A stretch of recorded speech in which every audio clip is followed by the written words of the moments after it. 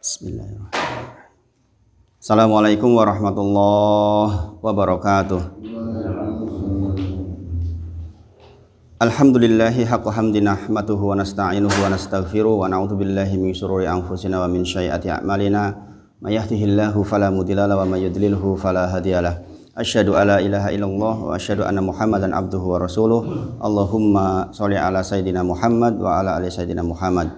Subhanaka la ilma lana illa ma 'allamtana innaka antal alimul hakim.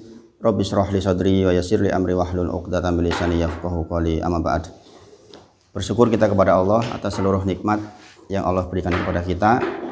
Kita berdoa kepada Allah agar setiap nikmat yang Allah titipkan kepada kita menjadi wasilah agar kita semakin bertakwa kepada Allah Subhanahu wa taala.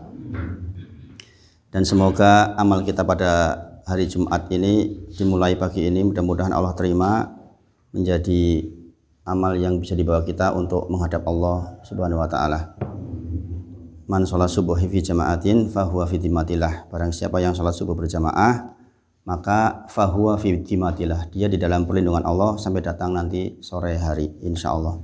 Mudah-mudahan kita termasuk yang bisa beribadah dan memaksimalkan setiap waktu yang diberikan oleh Allah kepada kita di sepanjang hari Jumat ini, khususnya nanti seba'da asar menjadi waktu yang mustajab di dalam doa-doa kita.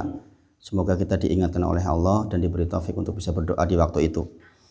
Banyak sekali orang yang kadang-kadang terlupakan seba'da asar tidak berdoa karena kesibukan. Maka kita bermohon kepada Allah di pagi ini, mudah-mudahan sore nanti kita termasuk yang dibimbing oleh Allah bisa melaksanakan doa-doa tersebut. Salah satu yang sangat disarankan untuk Jumat ini tentu saja adalah persiapan untuk Ramadan. Seminggu ke depan insya Allah kita sudah Ramadan, mudah-mudahan kita diberi umur oleh Allah sampai pada Ramadan. Kita sudah lama berdoa nggih. Allahumma barik lana fi Rajab wa Sya'ban wa balikna Ramadan. Wa balikna Ramadan. Disampaikan di bulan Ramadan. Dan salah satu redaksi doa yang jangan sampai ditinggal, dan ini sudah dibuktikan oleh banyak kaum muslimin yang mengamalkannya, insya Allah sangat bermanfaat, yaitu Allahumma ahillahu alaina bil yumni wal iman wa salamati wal islam robi wa robukallah. Tersiapal mboten doanya. Ini sudah saya ajarkan tahun lalu. Allahumma, ya Allah, ahillahu alaina, sampaikan kepadaku hilal atau awal bulan Ramadan. Doa ini sebenarnya doa yang digunakan setiap waktu. Karena ya Allah, saya mohon kepada Engkau disampaikan kepadaku awal bulan. Berarti umurnya tekan awal bulan lagi. Allahumma ahillahu alaina bil yumni. Ini salah satu doa yang redaksinya sangat disarankan untuk kita sampai di bulan puasa. Allahumma, ya Allah, ahillahu alaina, sampaikan kepadaku awal bulan Ramadan, maksudnya bil yumni, dengan kondisi yumni. Yumni itu berarti tentram, kecukupan. Kita masuk dalam kondisi tentram, dalam kondisi berkecukupan. Itu yang sangat kita harapkan di sepanjang bulan Ramadan. Allahumma ahillahu alaina bil yumni wal iman. Iman berarti kita mengharap kepada Allah masuk bulan Ramadan full, jatah atau power iman kita full, sudah dicas full, sehingga kita bisa melaksanakan rangkaian kegiatan ibadah sepanjang bulan Ramadan dengan baik. Kemudian wassalamati, kita mohon kepada Allah keselamatan. Kita betul-betul mohon kepada Allah keselamatan secara sungguh-sungguh. Karena kalau Allah kehendaki kita sampai di bulan Ramadan, maka akan dibuat suasana situasi yang kita mungkin sampai bulan Ramadan. Sebaliknya kalau kita kurang berdoa maka mungkin kita akan didahului takdir dengan sesuatu yang membuat kita tidak selamat. Terlambat sangat banyak orang yang mengharapkan Ramadan tetapi tidak berdoa, kemudian di ujung waktu Sya'ban mendapatkan kesulitan, kecelakaan yang membuat dia tidak bisa melaksanakan Ramadan sepanjang satu bulan. Atau mungkin bahkan diambil umur kita, ajal mendatangi kita. Sangat banyak orang yang kurang satu hari Ramadan sudah diambil ajalnya, sudah diambil nyawanya. Barusan saya juga kehilangan salah seorang moroh sepuh dari adik saya, nungguin di rumah sakit, nungguin istrinya di rumah sakit sampai sembuh. Kondur ke rumah baru 1-2 hari, mungkin karena capek masuk kamar mandi, kemudian kepleset, kemudian pingsan, dibawa ke rumah sakit, meninggal. Padahal nungguin yang sakit lama, dia yang sehat. Jadi enggak selalu yang sakit duluan yang meninggal. Barusan saja baru seminggu yang lalu. Jadi kita mohon kepada Allah keselamatan. Mudah-mudahan kita betul-betul selamat sampai Ramadan, dan di sepanjang bulan Ramadan kita selamat. Dan Rasulullah sudah ajarkan, Allahumma ahillahu alaina bil yumni wal iman wassalamati. Kita mohon keselamatan. Wal Islam. Wal Islam itu berarti kita ingin agar seluruh rangkaian jenis-jenis yang banyak ibadah di bulan Ramadan itu kita dapat semua. Kalau iman tadi kan misalnya kita sholat dengan keimanan yang full, baik sholatnya, sedekah maksimal sedekahnya. Kalau Islam jenis-jenisnya banyak. Kita bisa melaksanakan zikirnya, melaksanakan bacaan Qur'annya, bisa melaksanakan sedekahnya, bisa melaksanakan hal-hal yang banyak jenisnya. Itu maksudnya wal Islam. Kemudian Robbi wa Rabbukallah. Robku Allah adalah Rob kalian semua. Seolah-olah Rasulullah itu ingin menunjukkan bahwa yang aku sembah sekarang dulu, 1400 tahun yang lalu, dengan yang kalian sembah nanti sampai hari kiamat adalah sama. Yang sudah kita pelajari. Rob kita, yang menciptakan kita, yang mengurus kita, yang menguasai kita. Maka sesungguhnya Allah yang kita sembah hari ini adalah Allah yang disembah oleh Nabi Muhammad SAW. Sekali lagi redaksi doa ini diingat-ingat, mumpung masih ada waktu seminggu, jangan dilupakan. Karena kalau Allah berkehendak lupa saja kita. Allahumma ahillahu alaina bil yumni wal iman wassalamati wal Islam Robbi wa Rabbukallah. Ya Allah, saya mohon kepada Engkau, sampaikan aku di awal bulan Ramadan sampai di bulan Ramadan dengan kondisi yumni, tentram, berkecukupan, wal iman dengan iman yang baik, wassalamati dengan keselamatan, wal Islam dengan kemampuan ibadah yang bervariasi, Robbi wa Rabbukallah. Robku, kata Rasulullah, adalah Rob kalian juga. Nah, ini kita mudah-mudahan kita bisa mengamalkan seluruh rangkaian ibadah di bulan puasa dengan baik, insya Allah. Dua yang disampaikan oleh para ulama menjelang puasa, di antara yang sangat ditekankan adalah kita mengukur tentang syarat diterimanya amal. Jadi menjelang Ramadan itu kita mengukur betul tentang syarat diterimanya amal. Karena di sepanjang bulan Ramadan itu besar nih, ibadah besar nih. Maka kita harus mengukur agar ibadah besar itu diterima oleh Allah. Syaratnya dua, yaitu khalisun min qalbi. Kita betul-betul ikhlas karena Allah, mentauhidkan Allah. Setiap ibadah yang kita lakukan ini dalam rangka beribadah kepada Allah atau bukan, diukur selalu begitu. Ini dalam rangka mentauhidkan Allah atau bukan. Saya melaksanakan puasa karena Allah atau karena yang lain. Selalu begini yang dipesankan, diwasiatkan oleh para ulama. Saya melaksanakan zikrullah karena Allah atau bukan. Saya melaksanakan sholat karena Allah atau karena ikut-ikutan saja. Tetangga juga sholat tarawih, saya ikut tarawih. Nah, ini harus diukur. Kemudian yang kedua adalah iktibar Rasul. Kita harus meniru caranya Rasulullah Muhammad SAW. Kita sudah tahu di depan ini bahwa tidaklah diterima sebuah amal kecuali mengikuti apa yang Rasulullah contohkan. Maka selalu yang dua ini dibawa di bulan Ramadan. Selalu dibawa di bulan Ramadan. Khalisun min qalbi, ikhlas karena Allah, dan kita meniru apa yang Rasulullah contohkan. Man amila amalan laisa alaihi amruna fahuwa radun. Barang siapa yang mengamalkan sebuah amalan laisa alaihi amruna, yang tidak ada tuntunan atas ibadah itu, fahuwa radun, maka itu tertolak. Maka apalah artinya kita bersusah payah di bulan Ramadan kalau dua syarat itu tidak dipenuhi. Kemudian ibadah besar yang dilakukan di bulan Ramadan diantaranya adalah sedekah. Ini saya tekan sekali karena apa? Karena ini pahalanya besar sekali. Sedekah salah satu yang selalu ditekankan oleh Rasulullah menjelang Ramadan. Rasulullah menyampaikan dan sampai kepada kita riwayatnya bahwa di bulan-bulan biasa selain Ramadan, Rasulullah sudah orang yang sangat lomoh. Tapi di bulan Ramadan lebih lomoh lagi. Maka dipersiapkan dari sekarang, yang berkelebihan dananya, pos-posnya disiapkan supaya setiap hari ada bagian dari kita untuk sedekah.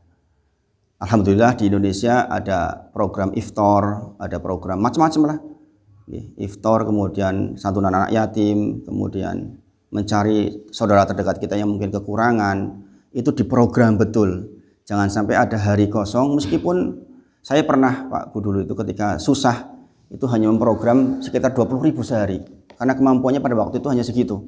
Tapi saya berusaha untuk setiap hari itu minimal 20.000 ketika dalam kondisi sangat susah. Kalau kita kondisinya baik, mudah-mudahan bisa memprogram setiap hari sekian. Pokoknya saya keluarkan di sepanjang bulan Ramadan setiap hari. Jangan dibruk ya di satu hari tertentu. Kita nggak tahu akan datang malam qadar itu kapan. Ya kan? Bisa malam ke-1, bisa malam ke-2, bisa malam ke-3, kita nggak tahu. Dulu Rasulullah mencari di sejak awal bulan Ramadan.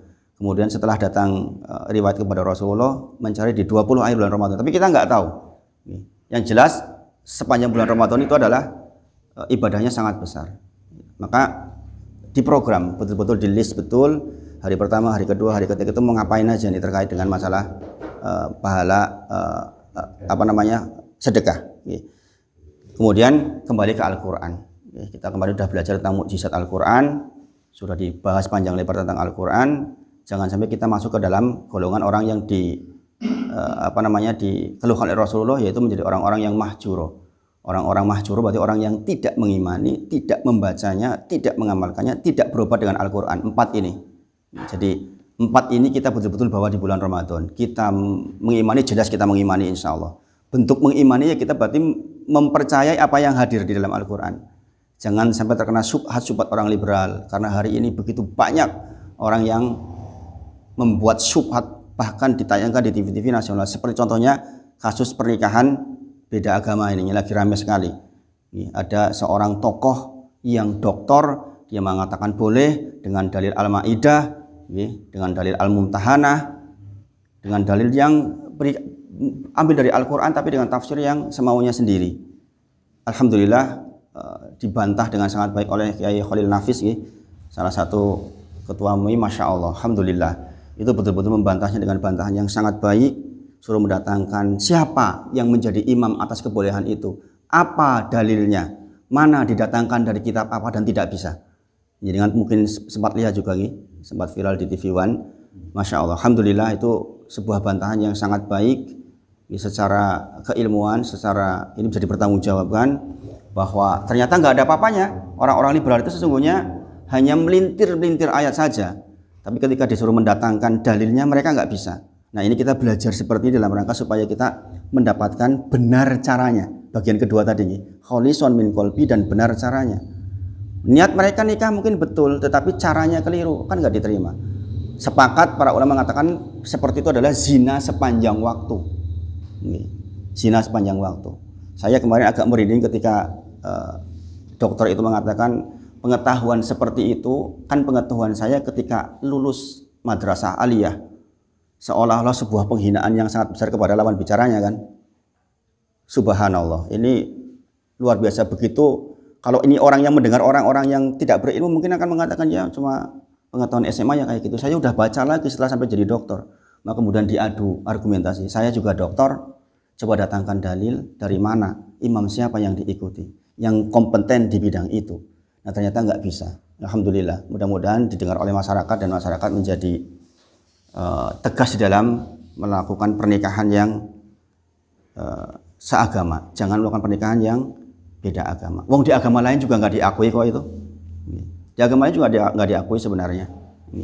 Apalagi kita khususnya kalau yang wanitanya adalah muslimah, lebih-lebih tidak boleh lagi. Kemudian mendefinisikan kitabiah, ahli kitab juga harus didefinisikan dengan cara yang benar. Sekarang mana ada ahli kitab? Wong mereka mengakui Tuhan yang tiga. 1 dalam 3, 3 dalam 1. Berarti kan jelas bukan ahli kitab. Ahli kitab itu masih menyembah Allah saja, ahli kitab syaratnya.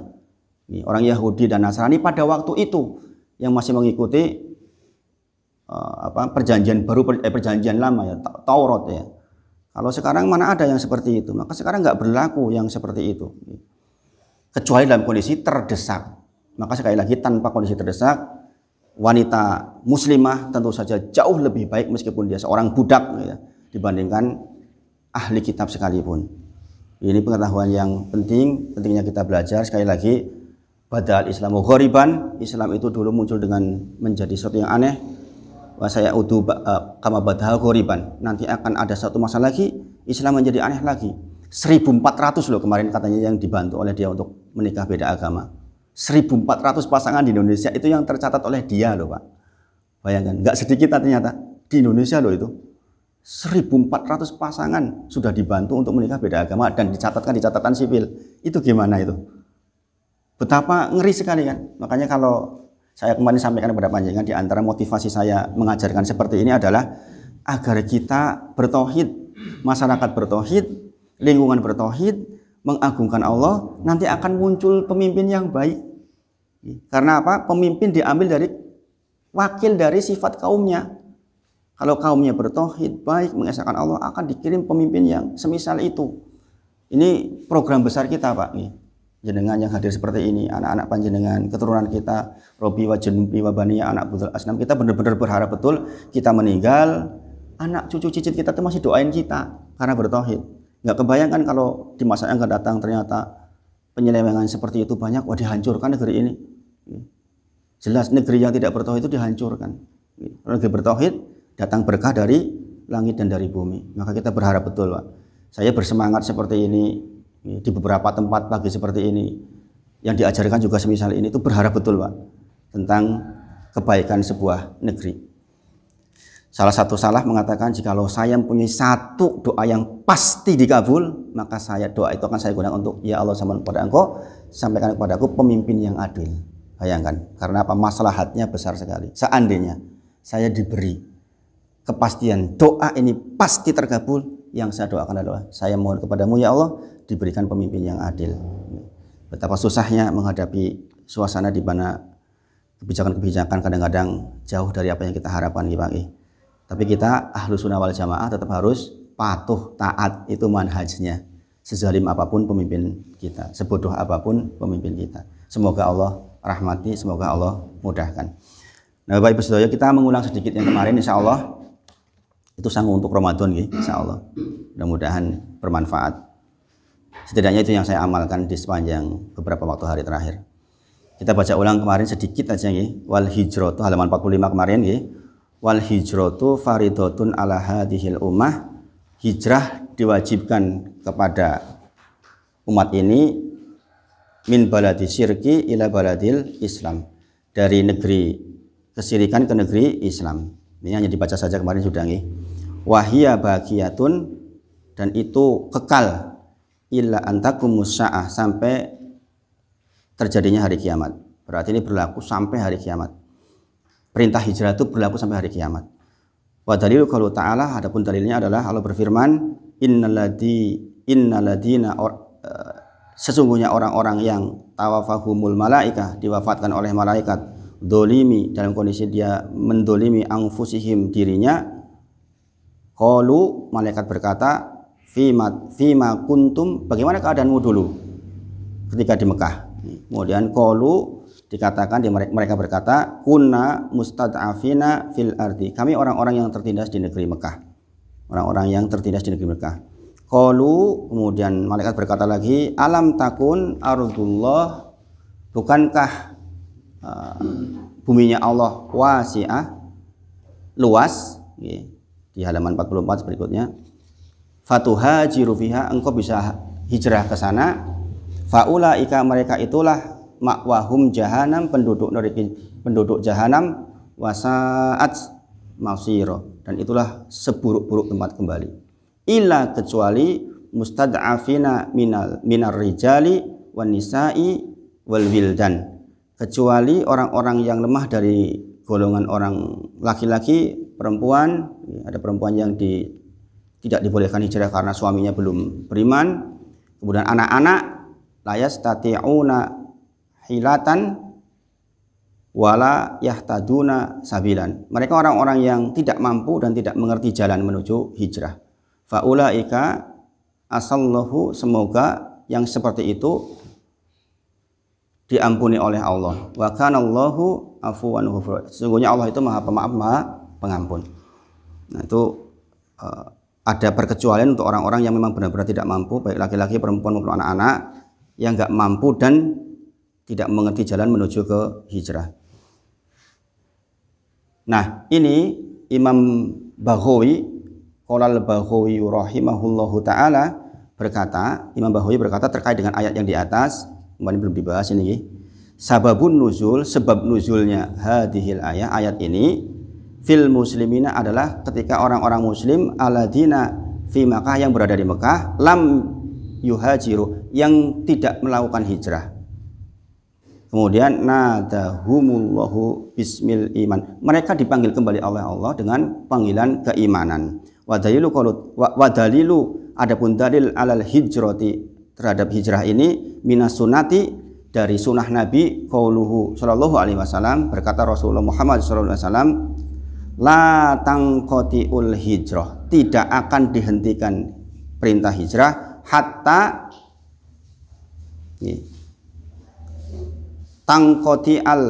tangqati'at taubat, sebelum dihentikannya taubat. Tidak akan dihentikan hijrah sebelum dihentikan taubat. Kapan dihentikan taubat? Wala tangqati'ut taubat, tidak akan dihentikan taubat, masih diterima beri taubatnya hatta sampai yatlu as-samsu min maghribiha, sampai matahari terbit dari barat. Berarti penting banget masalah hijrah ini. Hijrah tidak akan dihentikan sampai taubat dihentikan.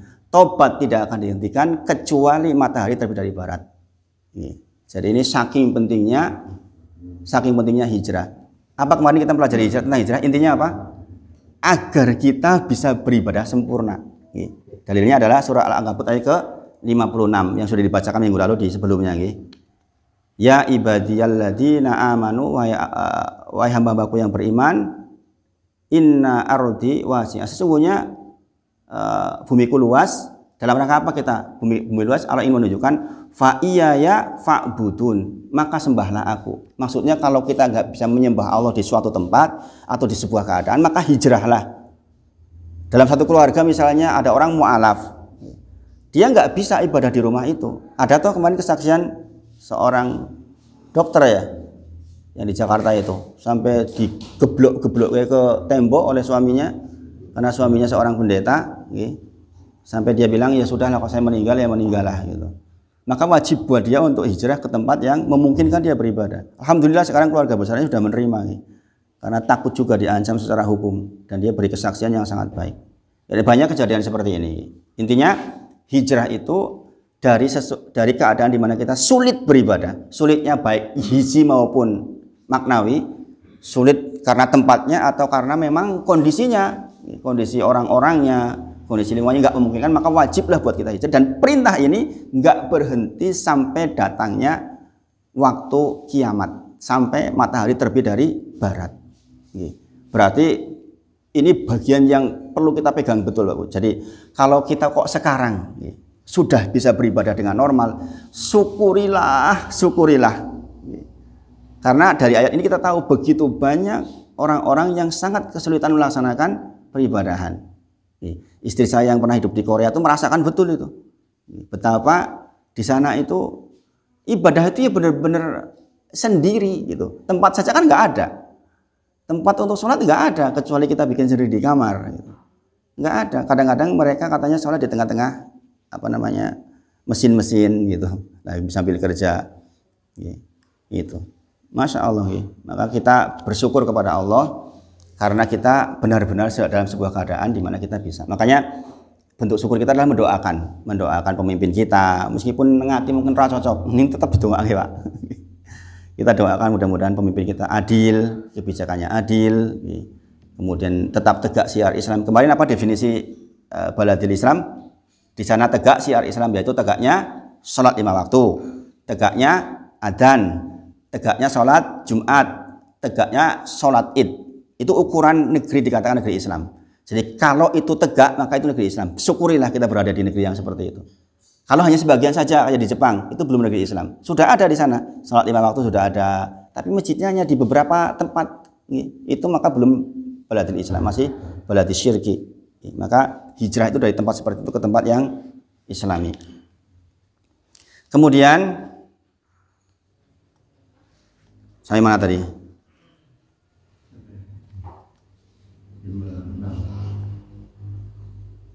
Oh iya. Kemudian falamma, ketika Nabi astaqoru, tinggal fil Madinah, di Madinah. Nah, ini udah mulai pindah ke Madinah setelah hijrah. Umiro, diperintahkan bibaqiyati untuk melaksanakan syara'il Islam, berbagai macam syariat Islam yang sebelumnya tidak diperintahkan di Mekah. Jadi ini mengapa dalil bagi para asatid, mengapa yang ditanam pertama kali itu tauhid dulu, karena 10 tahun pertama Rasulullah di Mekah itu benar-benar hanya tauhid. Turun syariat hanya sholat saja. Sebagian ada pendapat zakat sudah turun di Mekah, tapi rinciannya di Madinah. Tapi yang masyhur itu syariat yang turun di Mekah hanya sholat saja, dan Rasulullah hanya sholat di Mekah selama 3 tahun sebagaimana kita sudah bahas sebelumnya.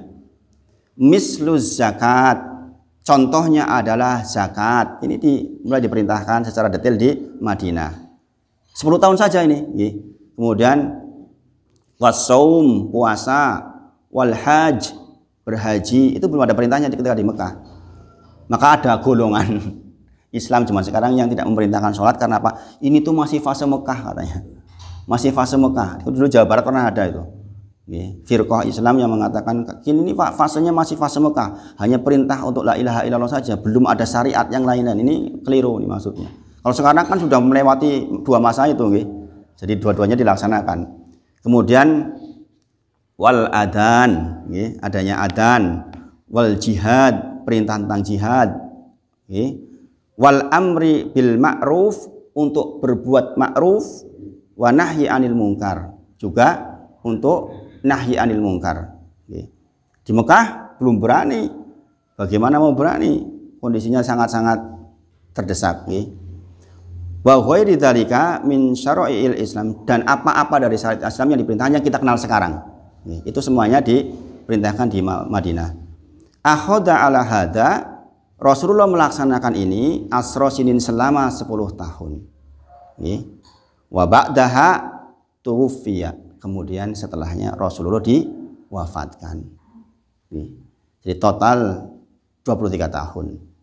13 tahun di Mekah, 10 tahun di Madinah. Wa dinuhu baqi, dan agamanya tetap ada sampai hari kiamat nanti. Baqi, dia akan kekal sampai hari kiamat. Wa hadza dinuhu, dan inilah agamanya Nabi Muhammad Sallallahu Alaihi Wasallam yang kita pelajari. La khairo, ini penting sekali.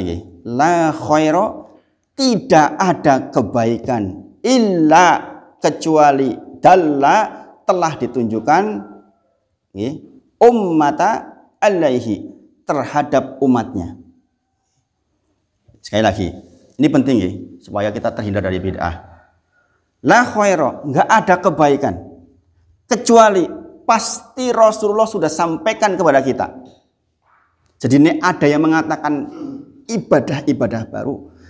Dia podo karo mengatakan Rasulullah itu belum sampaikan. Paham ya pendalilannya? Kalau kita membuat ibadah baru, koyo-koyo itu kita mengatakan Rasulullah kira ngerti, aku ngerti. Nah, ini kan masalah. Makanya dikatakan la khaira, tidak ada pun satupun kebaikan, ibadah atau kebaikan, kecuali pasti sudah dalla, sudah disampaikan kepada kita semua. Tinggal kita mempelajari. Maka setelah ini kita akan mempelajari tentang kitab hadis, insya Allah. Hadis arba'in, hadis kitabul jami, atau syukur nanti umdatul ahkam. Sekarang lagi ada lomba ini internasional tentang MHQH, diantaranya adalah lomba hafalan hadis umdatul ahkam. Hadiahnya haji itu. Orang tua boleh ikut sebenarnya kalau jenengan hafal. Kemudian wala, dan tidak ada syarro, keburukan, illa, kecuali hadzaroha minhu, kecuali Rasulullah sudah peringatkan kepada kita. Masalahnya kita mempelajari atau tidak. Jadi ini 2 kalimat ini tolong diperhatikan betul. Tidak ada kebaikan kecuali Rasulullah pasti sudah sampaikan kepada umatnya, dan tidak ada keburukan kecuali Rasulullah pasti sudah peringatkan. Pun lengkap, sudah lengkap agama ini. Makanya dikatakan wahada dinuhu, inilah agamanya Nabi Muhammad Sallallahu Alaihi Wasallam, inilah agama kita. Tidak ada kebaikan kecuali pasti sudah ada aturan-aturannya yang menyuruh caranya bagaimana. Tidak ada keburukan kecuali pasti sudah diperingatkan oleh Rasulullah. Kemudian dikatakan wal khairul ladzi, dan yang dimaksud kebaikan di sini dallaha alaihi at-tauhid, adalah diperintahkannya tauhid, ditunjukkannya kepada kita tentang tauhid. Jadi kebaikan yang paling utama yang disampaikan Rasulullah di atas muka bumi ini adalah tauhid. Maka sekali lagi, dakwah tauhid itu dakwah yang paling mumpuni, dakwah yang paling utama, dakwah yang paling pertama kepada anak-anak kita. Tauhid dulu, tauhid dulu, mengesahkan Allah dulu, semuanya untuk Allah dulu, kegiatannya untuk Allah dulu, semuanya tujuannya Allah dulu, itu yang paling pertama. Karena dikatakan di sini yang dimaksud kebaikan yang paling utama dari sekian banyak kebaikan yang telah disampaikan Rasulullah adalah at-tauhid, adalah tauhid. Tentu saja berbeda Pak antara orang yang sudah mentauhidkan Allah dengan tidak. Dia akan pergi ke masjid dengan kesadarannya sendiri karena kebutuhan. Kalau orang sudah bertauhid, karena dia nggak butuh penilaian dari orang, tuh nggak butuh sama sekali orang bertauhid itu. Kita sholat subuh seperti ini ya benar-benar karena Allah. Kita tahu kalau seperti ini ada 4 keutamaan kalau kita berkumpul seperti ini. Di antaranya adalah dirahmati oleh Allah, diberi ketenangan oleh Allah. Ya kita tahu, karena kita tahu maka kita berangkat ke masjid karena kita mentauhidkan Allah. Kemudian wajami'u, dan segala sesuatu dan semua ma yuhibullahu, yang Allah cintai, wa yardo, dan Allah ridhoi. Jadi yang dimaksud kebaikan ini garis besarnya seperti ini. Ini kalimat besarnya karena turunannya kan sangat banyak. Intinya di tauhid, kemudian segala sesuatu yang Allah cinta dan Allah ridho. Maka orang muslim itu sekali lagi, ukuran di dalam beramal selalu tanyakan, ini Allah cinta sama ridho atau enggak? Kan ini ukurannya berarti. Karena apa? Karena Rasulullah perintahkan terhadap hal ini. Kita melaksanakan apapun, berucap apapun, tindakan apapun pokoknya, muamalah apapun, ukurlah ini Allah cinta atau ridho atau enggak. Ini. Kalau kira-kira ini Allah enggak cinta dan ridho, ya sudah ditinggalin, meskipun bertentangan dengan hawa nafsu kita. Bayangkan Pak, saya tidak bermaksud untuk mendiskreditkan satu profesi tertentu, tapi misalnya orang menghabiskan waktu 2 hari 3 hari hanya untuk mancing misalnya, hatinya kan mestinya komplain, ya kan? Ini Allah cinta sama ridho enggak ini kira-kira? Kecuali mungkin sambil dikir, nggak tinggal sholat, kemudian kebutuhan keluarga sudah penuh, nggak masalah. Tapi kalau dia hanya untuk membunuh waktu, itu jelas Allah nggak ridho. Ini selalu ukur dengan ini. Waktu kita belajar kemarin juga ada pada asalnya umatku masuk surga illa man aba, kata Rasulullah, kecuali yang tidak mau. Sahabat pertama bertanya, waman ya'ba ya Rasulullah, siapa yang nggak mau ya Rasulullah? Rasulullah menjawab, siapa yang taat kepadaku masuk surga, waman asoni, dan siapa yang mengingkariku masuk neraka. Maka ukurannya ini, pertama, pertindakan kita itu, ini sedang taat kepada Rasulullah atau sedang ingkar. Ukuran yang pertama. Yang kedua adalah, ini Allah cinta dan itu atau tidak. Jadi semua ukuran tindakan kita tuh seperti itu, ucapan kita diukur. Ini kalau saya ngucap ini sedang taat ke Rasulullah, sedang dicintai oleh Allah dan itu apa enggak, ini kan akan hati-hati sekali Pak Bu kalau kita ukurannya ini, karena ini pokoknya kita bertindak. Insya Allah kalau kita seperti ini, sepertinya kita itu hidup itu lurus melihat dengan kacamata yang Allah berikan kepada kita. Makanya orang-orang yang beriman itu Allah akan menjadi matanya, Allah akan menjadi kakinya. Maksudnya itu kaki berjalan karena Allah, mata melihat karena Allah, dibimbing oleh Allah. Sekali lagi, kebaikan yang diperintahkan maksudnya adalah tauhid dan segala sesuatu yang Allah cinta, ma yuhibullahu wa yardo, apa yang Allah cinta dan Allah ridho. Sekali lagi, ini ukuran Pak. Ini catat betul bagian ini karena ini kaidah yang sangat penting. Kemudian wasyarrul ladzi haddaroha, adapun keburukan yang diperingatkan oleh Rasulullah minhu, yaitu asyirku. Jadi induknya keburukan adalah syirik, sebagaimana kita tahu syirik dosa terbesar. Kemudian wajami'u, dan segala sesuatu ma apa-apa yakrohuhullah, yakrohu itu apa? Dibenci. Yakrohu itu dibenci. Kemudian Wayakbah itu tidak disukai. Jadi adapun keburukan yang dimaksud di sini bahwa semuanya sudah diperingatkan adalah asyirku dan apa-apa yang dibenci oleh Allah dan tidak disukai oleh Allah. Maka sekali lagi ini jadi ukuran juga. Kalau kita bertindak ini bagian yang dibenci atau tidak disukai oleh Allah atau tidak. Ini jadi ukuran ketika kita bertindak dan beramal. Semoga dengan itu kita akan tentram menjalani kehidupan, insya Allah. Dan kita insya Allah menghadapi semua soal di dunia ini dengan tentram. Karena Pak wal akibatul lil muttaqin. Ini kan juga maksud dalam definisi takwa, berarti kan takwa adalah menjalankan semua perintah, menjauhi larangan. Dan itu menjadi ukuran derajat manusia di sisi Allah. Nanti Allah berjanji wal akibatul lil muttaqin. Akibat atau akhir yang buruk bagi orang-orang yang bertakwa. Maka meskipun kita mungkin mengalami masa-masa yang sulit, teramat sangat sulit, ingatlah, pokok kita bertakwa kepada Allah. Ini yang sering saya diskusikan sama istri saya setelah hijrah, Pak Bumi. Kami betul-betul setelah hijrah itu mengalami betapa sulitnya ekonomi, enggak seperti dulu.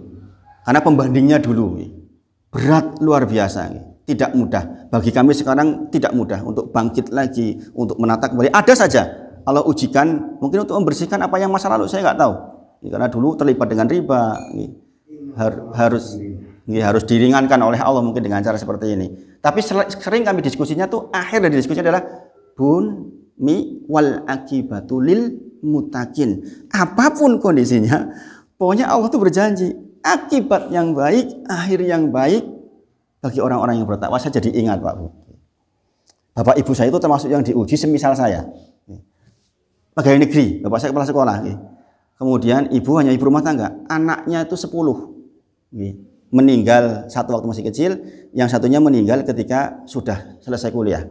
Mendaftar, saya pernah ceritakan daftar pegawai negeri, kemudian ternyata di jalan jatuh, ketabrak truk, hilang separuh ininya. Ini yang membuat saya hijrah, salah satunya yaitu saya bawa mayitnya dia dalam kondisi saya bawa pecahan-pecahan helm yang ada daging-dagingnya itu.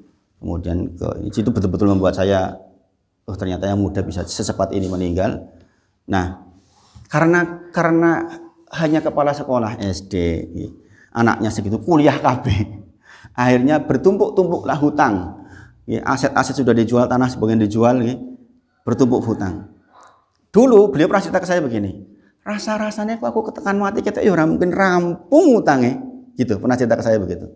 Tapi qadarullah, Masya Allah, ibu itu orang yang sangat rajin beribadah sebisa beliau. Sholat duha, tikir-tikir, baca Quran juga ya seadanya. Masya Allah, Pak. Sekitar 7 tahun atau 5 tahun sebelum meninggal itu ada kejadian yang luar biasa. Katakanlah punya hutang sejumlah 100 juta misalnya. Kemudian Allah takdirkan ada orang datang ke rumah, ini kejadian nyata, Pak. Ini kejadiannya itu betul-betul nyata. Datang mengatakan, Pak, tolong saya dijualkan tanah. Orang datang ke rumah minta jualkan tanah, padahal bapak yang nggak biasa jual tanah juga. Kemudian dalam waktu seminggu itu tanah itu yang harusnya tanah itu harganya misalnya 100 juta, bapak jual itu 250 juta gitulah. Hampir 2,5 kali pada harga normal.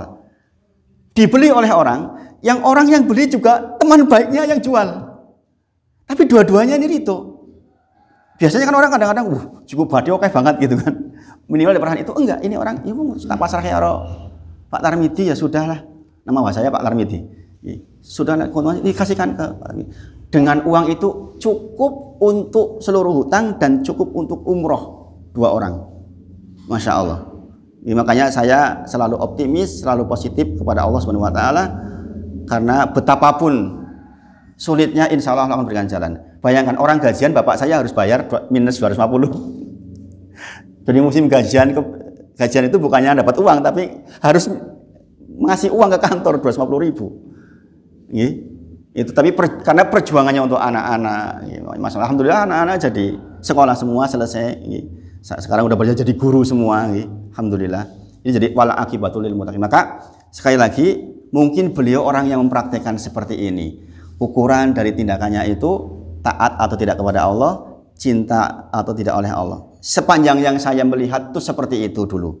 Jadi mereka berjuang sampai kekurangan makan istilahnya.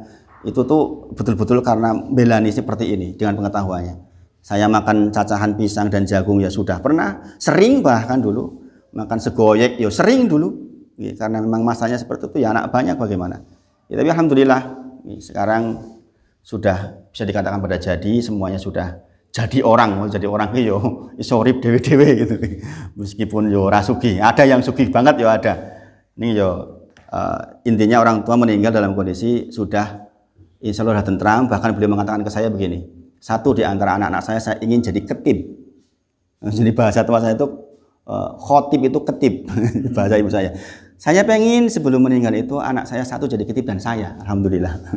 Saya menjadi khotib Jumat itu di tempat saya tinggal itu ketika beliau masih hidup dan beliau menjadi menangis, ibu itu sampai menangis saking senangnya. Berarti ibunya tinggal di sini, Pak? Di Cilacap. Jadi ketika saya pulang jadi khotib ketika pulang. Alhamdulillah. Dan mudah-mudahan ini bisa menjadi pelajaran besar buat kita seluruhnya, cerita yang mungkin ini bukan dalil ya, cerita kisah keluarga, tapi mungkin dihubungkan dengan ini nyambung insya Allah sejauh saya mengamati kehidupan beliau dulu. Mungkin ini yang sampaikan pagi ini, kita sudah hampir di ujung-ujung selesai ini insya Allah. Minggu depan kita sudah puasa, insya Allah diselesaikan 2 kali lagi selesai insya Allah. Dan kita masuk ke kitab berikutnya. Mudah-mudahan bermanfaat. Jumat depan masih insya Allah masih. Nggak apa-apa, pokoknya sesuai jadwal. Jumat tetap jalan, nanti Sabtunya jalan lagi nggak apa-apa. Mudah-mudahan selesai, nanti kita masuk ke kitab baru insya Allah. Kita tutup dengan kafaratul majlis. Subhanakallahumma wa bihamdika asyhadu alla ilaha illa anta astaghfiruka wa atubu ilaik.